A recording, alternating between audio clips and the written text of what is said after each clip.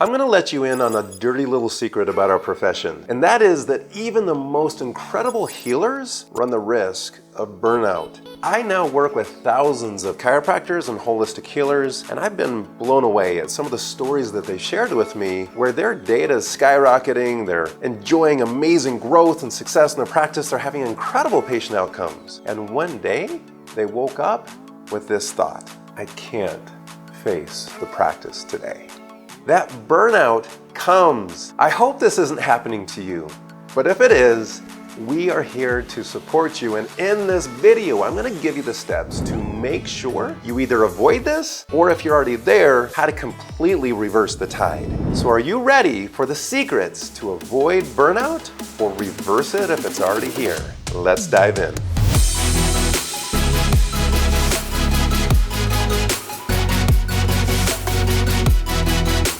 Secret number one is understanding your leadership DNA. You are born innately with a leadership style, with a desire, a passion of things that you truly enjoy doing. Well, think about the DNA of your body. It's the program to reproduce, to survive, to drive function, and you have a leadership DNA. To better understand that within your practice, just answer this question. What are you doing on a daily basis that you love doing? You wish you could spend more time doing it. In talking with doctors, we find certain doctors that really love more interaction with patient care. They don't necessarily want to deal with the team. They don't want to have to deal with the marketing or the systems. They just want to take care of patients. Others love actually hiring and onboarding and working with team members and building the team, and would rather spend more time doing that than actually being with patients. We're all different, and that is the beautiful thing about this profession, is you can choose what you spend your time doing. That is your leadership DNA. In order to find joy and happiness in your work, you've got to give yourself permission to spend more time doing the very thing that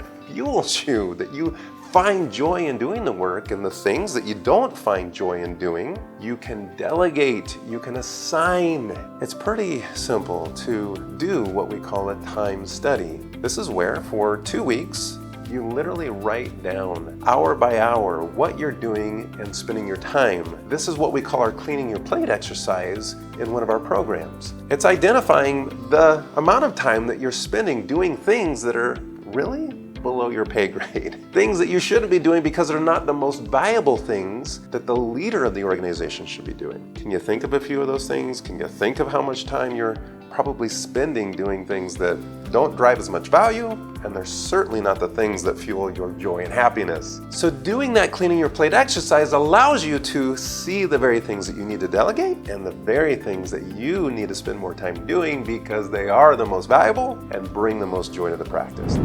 All right, docs, before I go into secret number two, who here is ready to scale to 6-figure months? Are you ready to hit 100K in collections each and every month? Well, if you are, then you need our Double Your Profits formula. And this is a formula that our doctors are analyzing and studying and understanding, and by doing so, are literally doubling the revenues. So if you're ready to double your revenues, just comment below in the comments, I'm in, and we will make sure you get a copy of that Double Your Profits formula. And if you really want that hand delivered quickly, then just DM me directly, and me or one of our team members will make sure you get a copy of the Double Your Profits formula. Secret number two in avoiding or reversing burnout comes down to understanding that joy comes from progress. Human behavior just means we need to progress to feel good about our work. I mean, look at your last 90 days. Look at your last year. Did you see progress? Do you feel like you're moving forward, or do you feel stuck? Because feeling stuck means you're going to feel a negative connection to the practice. You're going to feel almost like there's failure here, like I'm not achieving the goals that we know we're capable of. This framework literally changed the way I viewed my practice because I began to understand the fundamental 4 mechanisms in a practice. These are the flywheel effect, if you've heard me talk about this in other videos.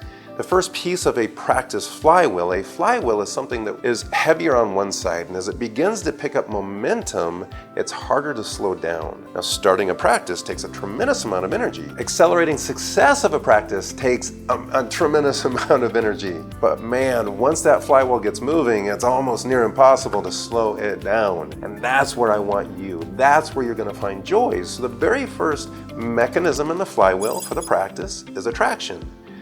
I have found that a lot of doctors, they have kind of an ideal number of new patients that they want into the practice, but they really haven't gained certainty into attracting that number of new patients, and especially at a very predictable new patient acquisition cost. This is a metric that large companies, large healthcare organizations get very tenacious and focused on, because they know that if they can get their systems in place and a very predictable cost per new patient is now being achieved, that they can ramp up the marketing spend and ramp up new patients. The reason why you're not spending more money in your marketing is because you're not certain. You don't have certainty that it's going to produce more new patients, and certainty in the attraction flywheel comes from actually putting in more marketing process than just paid ads. You really need to understand the 6 lead funnels of a practice and building your attraction mechanism, putting that in place with certainty that you know if we put in this much energy, we're going to get this number of new patients out. And when you fix that, when you get serious about fixing your marketing, we see a dramatic improvement in the acceleration of your practice. Mechanism number 2 is what we call conversion.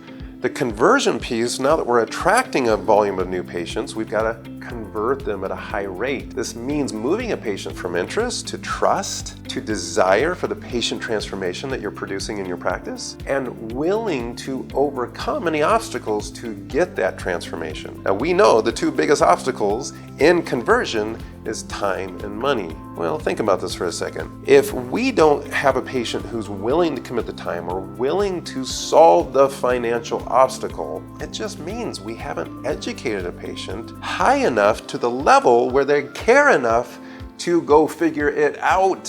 Think about this for a second. If your car broke down, you're stuck on the side of the road, most of us would care enough to figure out, what are we going to do now? Are we going to wait for a tow truck? That could take hours before that tow truck shows up. If the vehicle needs, serious mechanical work, we're probably going to find a financial solution, because most of us can't live without our vehicles anymore. Well, how in the world are patients learning to live without their health?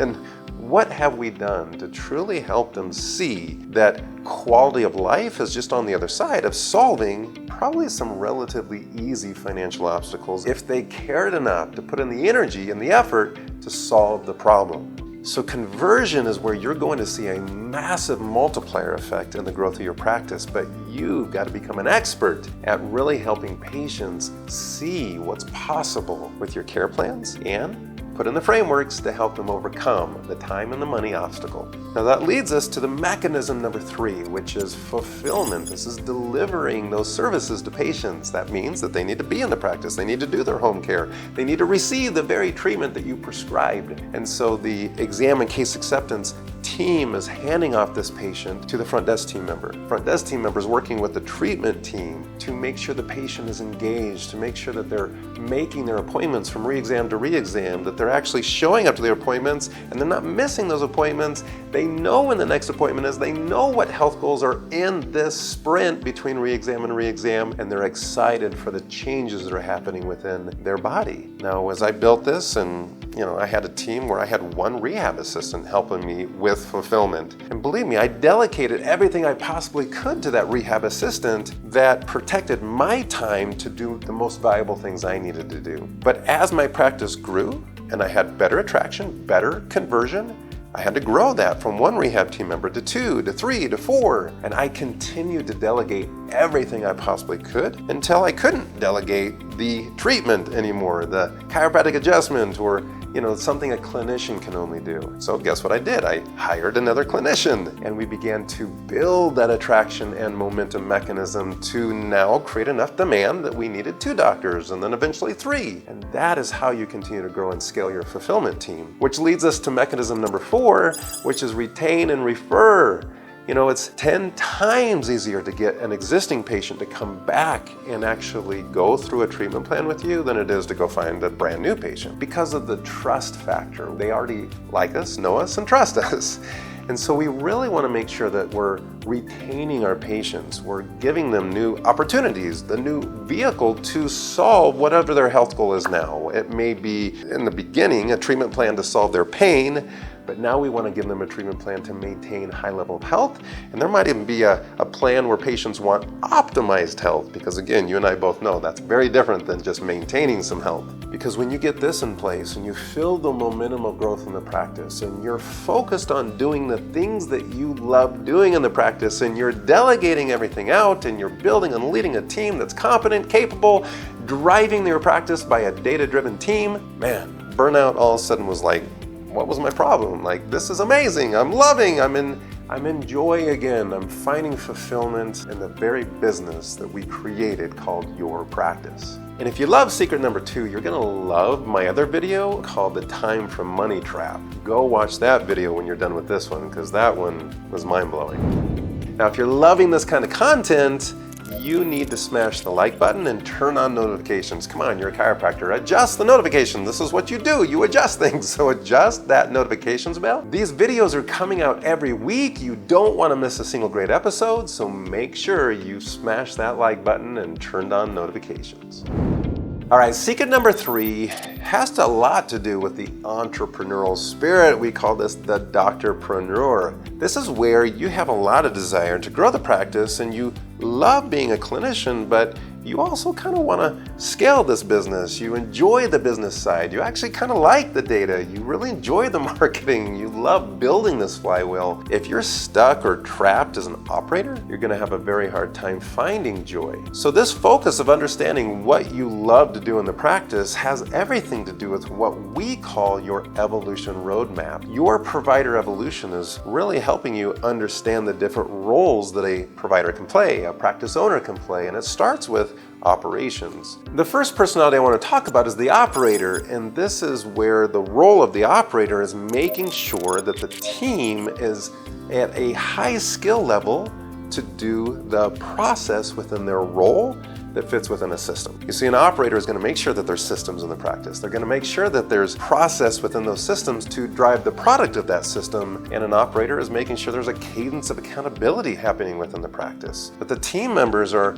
connected to the practice vision, that they're connected to the core values of the practice, and that operationally, right, things are moving in the right direction, that all cylinders are firing within the practice, and that's what moves a practice forward. But not all doctors love to be operators. So the next level is what we call leader. A leader is where you actually hire an operator and begin delegating operations. That operator begins doing the hiring, the onboarding, the training, the cadence of accountability. And the operator role is delegated so that you can focus on the very things that you love doing. A leader builds and scales and eventually delegates some of the patient treatment so that they have an associate doctor, a junior role, a senior role, and they lead that team. They have an admin meeting that's a cadence for the leadership team to make sure the organization is growing healthy and profitable. The leader role then can take that next step, which is what we call the high performer.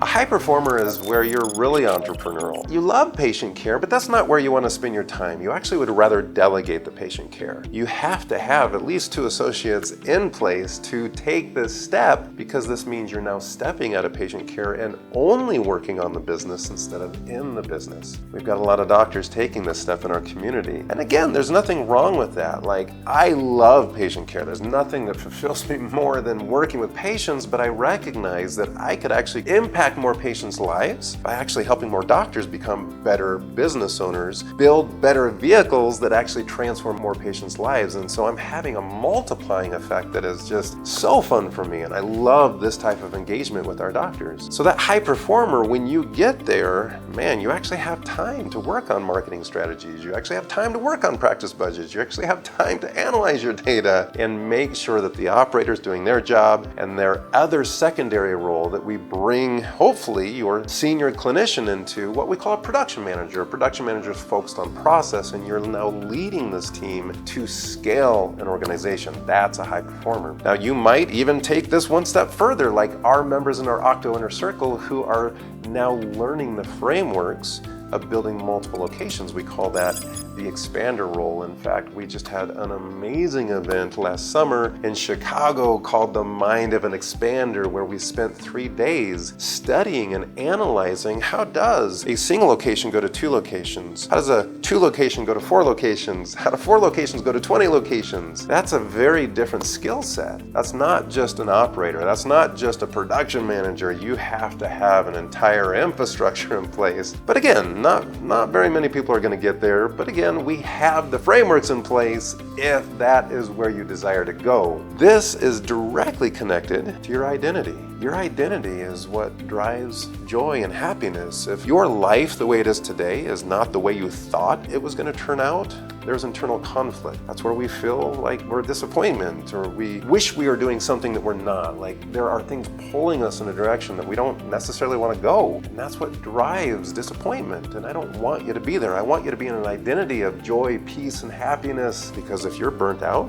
that means that there's people not being led. That means that there's patients not getting taken care of. That means you're not fulfilling what you're capable of. And I'm just going to be very real with you in the fact that I've been there. I've been at burnout where I didn't know if I could show back up to the practice. And I had to get really real with myself on where was I spending my time and why wasn't I finding joy in that. And that's when I really began discovering some of these frameworks of understanding identity, understanding what did bring me a tremendous amount of happiness. When I began delegating and building and focusing on the things that I really found joy in, the crazy thing is that we built the most successful practice in our state. The next thing I know, we're building a software company. The next thing I know, I'm helping doctors across the world.